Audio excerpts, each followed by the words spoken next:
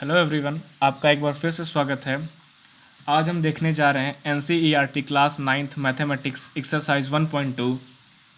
ये NCERT mathematics class 9th के first chapter की सेकंड एक्सरसाइज है, जिसमें 3 मेन क्वेश्चंस हैं और चौथा एक क्लासरूम एक्टिविटी है। तो क्लासरूम एक्टिविटी मैं आपको नहीं बताऊंगा, that activity you will do yourself in your class with the help of your teacher and by discussing with your friends. I will tell you only 3 questions. I will provide you how to solve these questions and provide you hints about some questions. So let's begin.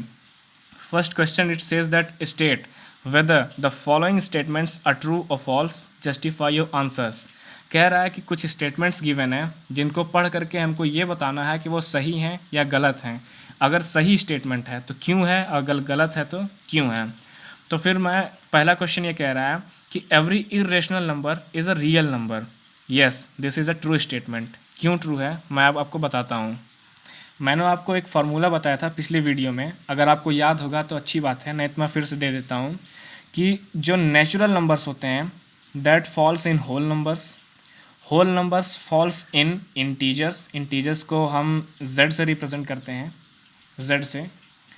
और integers falls in rational numbers, जिसको q से represent करते हैं।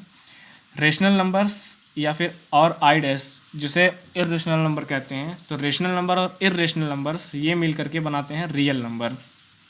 तो हम देख सकते हैं कि जो इरेशनल नंबर्स हैं वो रियल नंबर्स के पार्ट हैं। तो हर एक इरेशनल नंबर एक रियल नंबर होगा। तो स्टेटमेंट नंबर 1 जो है वो ट्रू है। Next question, it is asking that every point on the number line is of the form √m where m is a natural number. ये कह रहा है कि नंबर लाइन पे जितने भी नंबर्स हैं, जितने भी पॉइंट्स हैं, वो सारे के सारे √m के फॉर्म में हैं, जहाँ पे m एक नेचुरल नंबर है। ये एक फॉल्स स्टेटमेंट है। सबसे पहली बात, हम ये जानते हैं कि एक नंबर लाइन पे सिर्फ नेचुरल नंबर्स ही नहीं होते हैं, नेगेटिव नंबर्स भी होते हैं, पहली बात। दूसरी बात कि किसी भी नेगेटिव नंबर का जो स्क्वायर रूट होता है वो पॉसिबल ही नहीं है। क्यों नहीं है? क्योंकि किसी भी नंबर का जो स्क्वायर होता है वो कभी नेगेटिव हो ही नहीं सकता है। तो √2, अंडर -2, √-3, √-5, ये सब पॉसिबल ही नहीं है। इसलिए ये एक फॉल्स स्टेटमेंट है, क्योंकि सिर्फ नेचुरल नंबर से नहीं होते हैं, नेगेटिव नंबर्स भी लाई करते हैं और नेगेटिव नंबर्स का स्क्वायर रूट पॉसिबल नहीं है। तीसरा क्वेश्चन कह रहा है कि every real number is an irrational number. ये गलत बात है। अभी अभी मैंने आपको दिखाया कि जो रियल नंबर्स होते हैं वो रेशनल नंबर और इरेशनल नंबर दोनों से मिल करके बने होते हैं। तो सारे के सारे रियल नंबर्स इरेशनल नंबर ही नहीं हो सकते हैं, क्योंकि उसमें रेशनल नंबर्स भी लाई करते हैं। Second question, it is asking that are the square roots of all positive integers irrational, if not give an example of square root of a number that is rational number.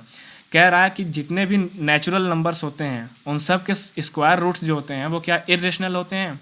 जैसे 2 एक natural number है, 3 एक natural number है, 5 एक natural number है, 6, 7 ये सब एक नेचुरल नंबर्स हैं। तो √2 एक इरेशनल नंबर होता है, √3 भी एक इरेशनल नंबर होता है, √5 भी एक इरेशनल नंबर होता है।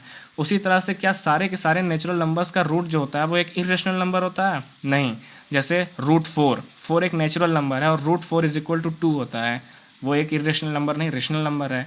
√25, √16, √36, √49, ऐसे ऐसे जितने भी परफेक्ट स्क्वायर्स होते हैं नेचुरल नंबर्स, उनका अंडर रूट कभी इरेशनल नंबर नहीं होता है। अगला क्वेश्चन ये कह रहा है कि show how √5 can be represented on the number line. तो इसको मैं आपको शो करके दिखाता हूँ। हमको यहाँ पर √5 को एक नंबर लाइन पर रिप्रेजेंट करना है। तो सबसे पहले देख लेते हैं कि हमको किस किस चीज़ की ज़रूरत पड़ेगी। एक रूलर की ज़रूरत पड़ेगी स्केल की लाइन ड्रॉ करने के लिए और कंस्ट्रक्शन में। एक कंपास की ज़रूरत पड़ेगी जिसमें एक पेंसिल को हमें लगा कर रखना है। एक पेंसिल की ज़रूरत पड़ेगी हमें आर्क्स को कट करने के लिए और लाइन ड्रॉ करने के लिए। और अगर एरर्स होते हैं तो उसके लिए एक इरेज़र की आवश्यकता पड़ेगी। Let us see how to show. तो सबसे पहले हम एक नंबर लाइन ड्रॉ कर लेते हैं। ऐसे एक नंबर लाइन को ड्रॉ कर लेते हैं, ठीक है। नंबर लाइन को ड्रॉ करने के बाद एक सूटेबल यूनिट ले लेते हैं। सूटेबल यूनिट का एक नंबर लाइन ड्रॉ कर लिया हमने। अब मैंने यहाँ पे जो यूनिट ली है वो 2 सेंटीमीटर = 1 यूनिट है।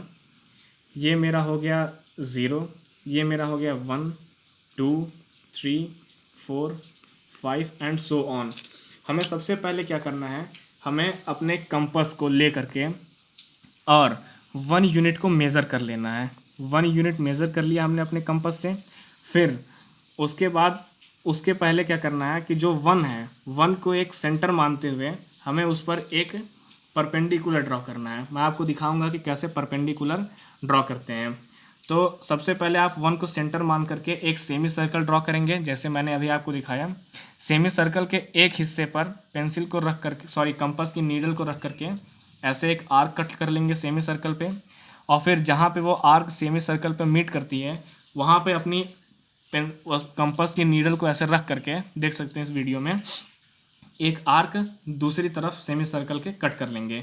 यहाँ पर ऐसे देख सकते हैं, यहाँ पर मैंने कट कर लिया है। और बिना उसको उठाए एक आर्क ऐसे ऊपर कट कर लेंगे, बाहर सेमी सर्कल के बाहर। फिर जो दूसरा आर्क आपने सेमी सर्कल के दूसरे तरफ कट किया था, यहाँ पर आप देख सकते हैं इस पॉइंट पर, यहाँ पर कंपास की नीडल को उस पॉइंट पर ऐसे रख करके और इसको कट कर देना है ऐसे। आप देख सकते हैं मैंने कट कर दिया, यहाँ पर कंपास की नीडल को यहाँ पर रख करके इसको कट कर दिया। अब ये यहाँ पे मैं एक लाइन ड्रॉ कर दूँगा और यही लाइन मेरी क्या होगी, परपेंडिकुलर लाइन होगी। ये एक परपेंडिकुलर लाइन हो गई। अब अगला काम हमें क्या करना है, हमें एक यूनिट मेज़र कर लेना है।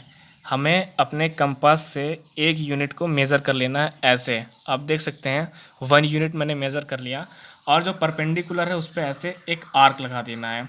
ठीक है, अब हमने परपेंडिकुलर पर एक आर्क लगा दी। उसके बाद फिर उस आर्क को ले जा करके ओरिजिन से हमको ज्वाइन कर देना है। ओरिजिन से हमने ज्वाइन कर दिया। अगला काम क्या करना है, अब पाइथागोरस थ्योरम आप लोगों ने पढ़ा होगा कि ये 0 से 1 तक 1 यूनिट है और इसे हम मान लेते हैं पॉइंट ए जिस पर ये कट हुआ, ये भी 1 यूनिट है। तो अकॉर्डिंग टू पाइथागोरस थ्योरम अगर एक राइट एंगल ट्रायंगल है तो परपेंडिकुलर का स्क्वायर प्लस बेस का square is equal to hypotenuse का स्क्वायर होता है। तो इसके अकॉर्डिंग जो हाइपोटेन्यूस की वैल्यू होती है h इज इक्वल टू वो परपेंडिकुलर स्क्वायर और बेस स्क्वायर का जो सम होता है उसका रूट होती है। तो यहाँ पर ये 1 है और ये 1 है, तो 1 का स्क्वायर प्लस 1 का स्क्वायर 2 होगा और 2 का रूट होगा 2। तो ये जो हमारा ये पॉइंट होगा ये 0 से a तक का, ये हो गया हमारा √2। सेम काम हमें क्या करना है, अब हमें a को सेंटर मानते हुए एक परपेंडिकुलर ड्रॉ कर लेना है। आप परपेंडिकुलर ड्रॉ करेंगे इसी तरीके से जैसे यहाँ पे कंस्ट्रक्शन किया था। मैं वीडियो को शॉर्ट करने के लिए परपेंडिकुलर प्रोटेक्टर की मदद से ड्रॉ कर रहा हूँ। तो आप देख सकते हैं कि यहाँ पर एक परपेंडिकुलर ऐसे ड्रॉ कर दिया। परपेंडिकुलर ड्रॉ करने के बाद फिर हमें क्या करना है, फिर से 1 यूनिट को मेज़र कर लेना है। 1 यूनिट ऐसे मेज़र करके उसके बाद यहाँ पे एक आर्क लगा देना है। जो आर्क उस लाइन पे कट करेगी उसे ला करके फिर से ज्वाइन कर देना है। इसका नाम दे देना है बी। पाइथागोरस थ्योरम लगाएंगे, √2 का स्क्वायर 2 + 1 यानी कि 3, और तो फिर हाइपोटेन्यूस आ जाएगा √3। 3 को हमें फिर से मानते हुए, सेंटर मानते हुए हमें क्या करना है, एक परपेंडिकुलर ड्रॉ करना है। परपेंडिकुलर 3 पर ड्रॉ कर लेते हैं ऐसे। और फिर वो परपेंडिकुलर ड्रॉ करने के बाद फिर हमें क्या करना है, उस पर एक और कट कर देना है, आर्क लगा देना है, कट कर देना है 1 यूनिट का। ऐसा हम तब तक करते रहेंगे जब तक कि हमको हाइपोटेन्यूस की वैल्यू √5 नहीं मिल जाती। ये हो गया मेरा, कट कर दिया मैंने यहाँ पे। इसका नाम दे देता हूँ सी। इसे हम फिर से 0 से ज्वाइन कर देते हैं यानी ओरिजिन से। अकॉर्डिंग टू पाइथागोरस थ्योरम ये हो जाएगा √4। √4 इज इक्वल टू 2 हो जाएगा। पिछले क्वेश्चन का यहाँ पर आप एग्जाम्पल भी देख सकते हैं। फिर से हम क्या करेंगे, यहाँ पे एक परपेंडिकुलर ड्रॉ कर लेंगे, परपेंडिकुलर ड्रॉ कर देंगे ऐसे यूं। ये मेरा 90 डिग्री हो गया। आप ड्रॉ करेंगे उसी तरीके से जैसे मैंने कहा था कंस्ट्रक्शन के थ्रू। मैं वीडियो को शॉर्ट करने के लिए ऐसा कर रहा हूँ। तो फिर हमने यहाँ पर 1 यूनिट मेज़र कर लिया, फिर से यहाँ पर 1 यूनिट का आर्क लगा देंगे। आप देख सकते हैं यहाँ पर कट कर दिया मैंने। इसे ला करके हम ज्वाइन कर देते हैं फिर से 0 से। अब देखिए ये √4 यूनिट था, ये 1 यूनिट था, ये हो गया √5। अब हमें जो चाहिए था उसका कुछ हिस्सा हमको मिल चुका है, √5 हमको मिल चुका है। थोड़ा कॉपी घुमाने में लैग हो रहा है। अब फिर ओरिजिन से हम क्या करते हैं कि इसको मेज़र कर लेते हैं, इसको मेज़र कर लेते हैं, √5 यूनिट को मेज़र कर लेते हैं ऐसे। आप देख सकते हैं वीडियो में। और फिर ये ला करके इसको एक आर्क ला करके नंबर लाइन पे कट कर देते हैं यूं। ये आर्क कट कर गई और ये जहाँ पे कट करती है उसको हम पॉइंट P दे देते हैं, पॉइंट P। ये देख सकते हैं आप, यहाँ पर मैंने पॉइंट पी लिख दिया है। तो जो पॉइंट पी होगा वही हमारा √5 को नंबर लाइन पे रिप्रेजेंट कर रहा है। क्यों कर रहा है? एक सर्किल में जो रेडियस होता है वो हर एक पॉइंट से उसकी सेंटर से डिस्टेंस सेम होती है। यानी कि अगर ये एक सर्किल बनाता, ये आर्क एक सर्किल बनाता, तो जितनी यूनिट ये थी उतनी ही यूनिट तो ये भी होगी, क्योंकि हमने एक रेडियस ही तो ड्रॉ किया। तो ये √5 यूनिट है, तो ये भी √5 यूनिट होगा। कंस्ट्रक्शन की बात है तो कंस्ट्रक्शन आप खुद से लिख लेंगे, इस वीडियो को पॉज करके फिर से रिपीट करके, जैसे जैसे मैंने बताया। और आपको एक बात बता दूं कि जब जब आपको परपेंडिकुलर ड्रॉ करना होगा कंस्ट्रक्शन करके, आप हर बार कंस्ट्रक्शन का स्टेप नहीं लिखेंगे। तो वीडियो को यहीं पर पॉज करते हैं। धन्यवाद।